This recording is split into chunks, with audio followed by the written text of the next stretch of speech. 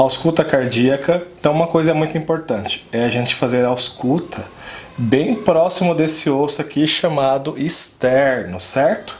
Então vamos lá, nós vamos fazer a ausculta do foco aórtico. Então eu tenho entre uma costela e outra, eu vou chamar entre uma costela e outra, eu vou chamar de espaço intercostal, certo? Olha aqui. Entre uma costela e outra, irei chamar de espaço intercostal. Então, o foco aórtico, ele fica no segundo espaço intercostal. Então, eu achei o primeiro espaço intercostal, o segundo, esse é o foco aórtico. Do lado direito do tórax. O foco pulmonar, da mesma maneira, só que do lado esquerdo. Ele é no segundo espaço intercostal, bem próximo do externo. Esse é o foco pulmonar. O foco tricúspide, ele fica no quinto espaço intercostal. Então, eu tenho o primeiro espaço intercostal, o segundo, o terceiro, o quarto, quinto espaço intercostal, bem próximo do osso externo. Esse é o foco tricúspide.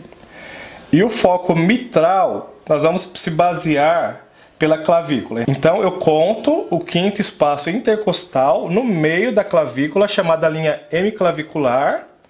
Eu achei o foco mitral, ok? Então essa é a ausculta cardíaca, são os focos. Foco aórtico, segundo espaço intercostal direito.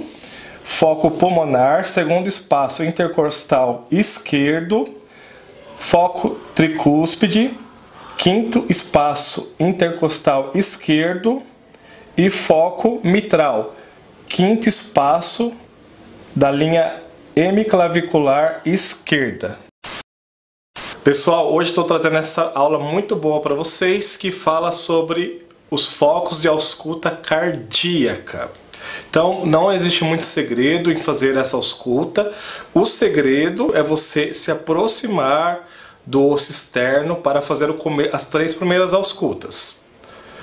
A quarta ausculta, você vai ter uma diferença que será na linha hemiclavicular, ou seja, no meio da clavícula.